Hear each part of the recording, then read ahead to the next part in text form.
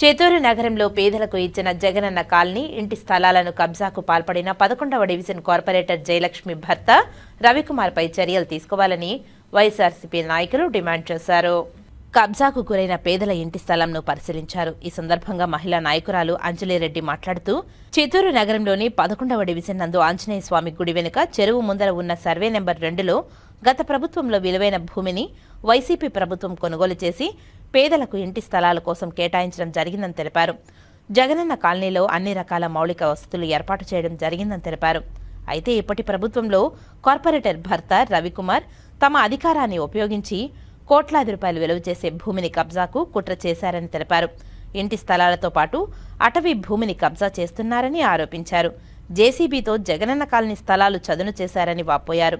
Current స్తంభాలు, నీటి ట్యాంకులను సైతం తొలగించారని తెలిపారు. దీనిపై జిల్లా కలెక్టర్ స్పందించి పేదలకు ఇంటి స్థలాలు ఇప్పించవలసిందిగా కోరారు. ఈ నిరసన కార్యక్రమంలో వైఎస్ఆర్సీపీ నాయకులు పాల్గొన్నారు.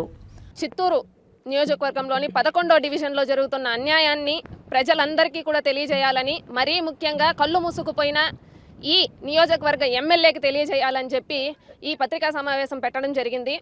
11వ డివిజన్కి సంబంధించి పేద ప్రజలకి, మరీ ముఖ్యంగా జగన్మోహన్ రెడ్డి గారు సీఎం పదవి చేపట్టిన తర్వాత ప్రతి మహిళకి పేదింటి కల నెరవేర్చాలని చెప్పి ఎక్కడైతే ప్రభుత్వ భూములు ఉన్నాయో అవన్నిటినీ కూడా సదును చేసి పేదింటి ప్రజలకు వాళ్ళ సొంత ఇంటి కల నెరవేర్చాలని చెప్పి 11వ డివిజన్కి సంబంధించి ఇప్పుడు మనం నిలుచుకున్న ఈ జాగాలో ప్రజలకి పట్టాలు కూడా ఇవ్వడం జరిగింది. చాలామందికి ఆ గవర్నమెంట్లో పట్టాలు ఇచ్చిందే కాకుండా ప్రజలకి వాటర్ ఫెసిలిటీస్ ఇవ్వాలని చెప్పి పైప్ లైన్స్ వేయడం జరిగింది. ఇక్కడ మీడియా సోదరులందరూ కూడా ఒకసారి మీరందరూ కూడా దీన్ని ఫోకస్ చేయాలి. పోల్స్ వేశారు, కరెంట్ సప్లై కోసం పోల్స్ వేశారు, నెంబర్ రాళ్ళు పెట్టారు.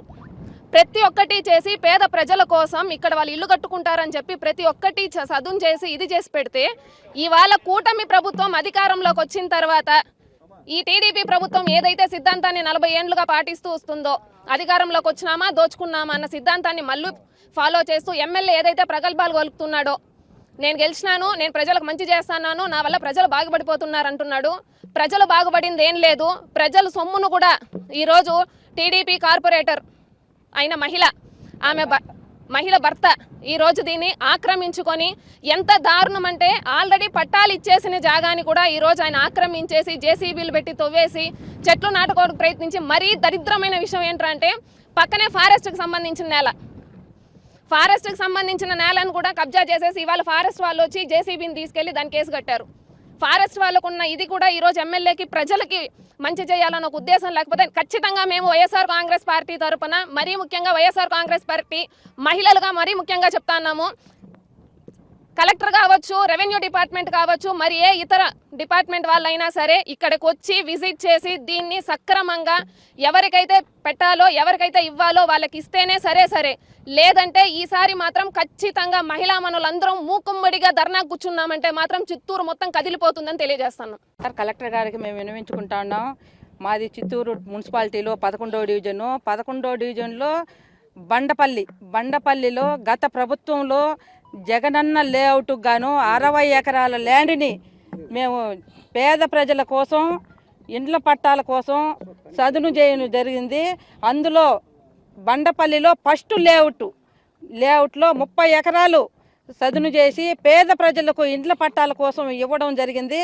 అందులో ఇక్కడ ఒక 40 ఇండ్లకు 50 ఇండ్లకు పట్టాలు చేసిన నేలలో ఇప్పుడు స్థానికంగా ఉన్న కార్పొరేటర్ జయలక్ష్మి అయిన భర్త రవి దౌర్జన్యంగా రాత్రే వచ్చి ఇక్కడ నాటున్న ఇండ్ల పట్టాలకు సంబంధించి నాటున్న కరెంటు లైన్లు కావచ్చు, నీళ్ల ట్యాంకులు కావచ్చు, వాళ్ళకు నీళ్లు సౌకర్యం కోసం పైపు లైన్లు కావచ్చు, ఈ విధంగా గవర్నమెంటు పేద ప్రజల కోసం సౌకర్యాలు అన్నింటినీ కూడా రాత్రే జేసీబీల ద్వారా కానీ అతని వాహనాలు పెట్టుకొని ధ్వంసం చేసి ఇవన్నీ సదును చేసి మామిడి చెట్లు, టెంకాయ చెట్లు నాటుకునేదానికి ప్రయత్నించినాడు కూడా.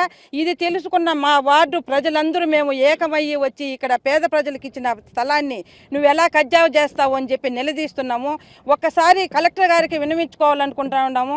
ఈ విధంగా పేద ప్రజల కడుపు కొట్టకూడదు. ఈ విధంగా పేద ప్రజల కడుపు కొట్టే నాయకుల్ని మీ దృష్టికి తీసుకొస్తున్నాము. మీరు వాళ్ళని ఎలాగా శిక్షిస్తారో మీ తెలియజేసుకుంటా ఉన్నాం సార్.